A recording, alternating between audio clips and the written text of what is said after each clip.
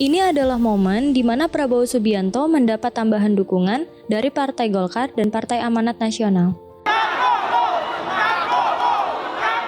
Dan ini adalah momen lain saat kader PDI Perjuangan Budiman Sujatmiko mendeklarasikan relawan Prabowo Budiman Bersatu atau Prabu. Di sini Budiman menyatakan dukungannya kepada Prabowo Subianto.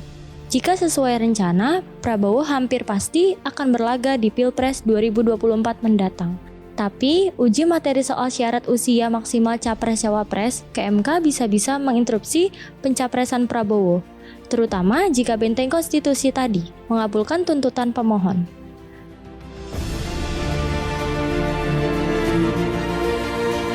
Sebelumnya, sejumlah politisi PSI mengajukan uji materi syarat Capres-Cawapres. Yang ini minta syarat usia Capres-Cawapres diturunkan dari 40 tahun menjadi 35 tahun. Gara-gara judicial review ini, PSI dituding menerima pesanan atau sedang membantu Gibran Rakabuming Raka. Gibran tak lain adalah putra sulung Presiden Joko Widodo, dan belakangan ini delus-elus menjadi kandidat Cawapres. Itu diskusinya bermulai dari Desember 2022. Jadi nggak betul ya, misalnya ini sebetulnya ada arahan atau harapan supaya tokoh tertentu untuk naik gitu. Iya, oke. Ya, oke lah kita sebut lagi Mas Gibran. Iya. Oke. Belakangan ini memang Mas Gibran itu kerap ya dihubung-hubungkan atau digadang-gadang ya. Atau belakangan saya malah mendengar lagi bahwa di bulan Juli itu elektabilitas Mas Gibran itu sebagai calon RI2 itu naik. Dan kita pada Desember 2022 itu kan nggak pernah bisa menerka-nerka bagaimana dinamika politik di 2023 yang serba cepat ini akan menjadi seperti apa. Kita nggak ngerti waktu itu. Jadi pengakuan Anda bahwa sebenarnya nggak ada hubungannya sama sekali. Nggak ada hubungannya sama sekali. Kita nggak pernah tahu ya misalnya publik gitu akan berfantasi, berspekulasi seperti apa terkait dengan RI1 dan RI2 karena dinamikanya begitu cepat.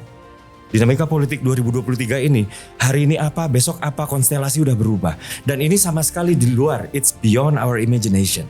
Saat itu, tujuan kami hanya ingin membuka seluas-luasnya kesempatan buat anak-anak muda. Dan ini pernah kami lakukan dulu ketika kami melakukan mengajukan judicial review untuk batasan usia untuk kepala daerah. Kemana ujung proses uji materi ini? Akankah permohonan agar syarat usia minimal Capres-Cawapres diubah menjadi 35 tahun dikabulkan oleh MK?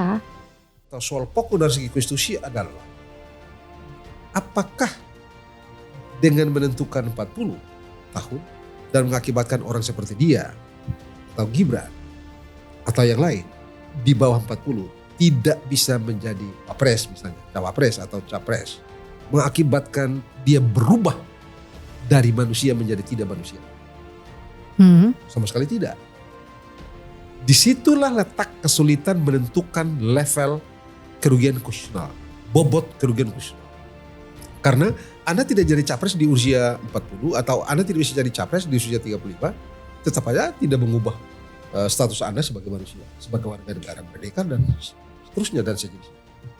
Nah itu yang mesti ditemukan argumentasi, konstruksinya mesti tepat agar menarik turun usia dari 40 ke 35 itu menjadi valid. Tapi teman-teman PSI hanya ingin mengembalikan saja ke undang-undang lama. Itu saja sebenarnya simpelnya. Alasannya seperti itu. Setuju. Cuma mengapa mesti dikembalikan? Mengapa mesti dikembalikan? Ya, mengapa begini, mesti dikembalikan ke situ gitu?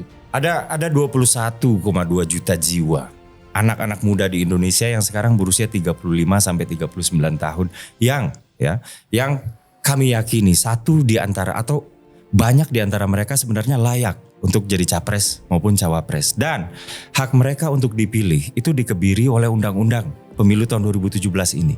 Dan jangan lupa juga hak seluruh rakyat Indonesia untuk memilih anak-anak muda usia 35 sampai 39 itu juga kemudian terkebiri karena undang-undang ini yang baru ini.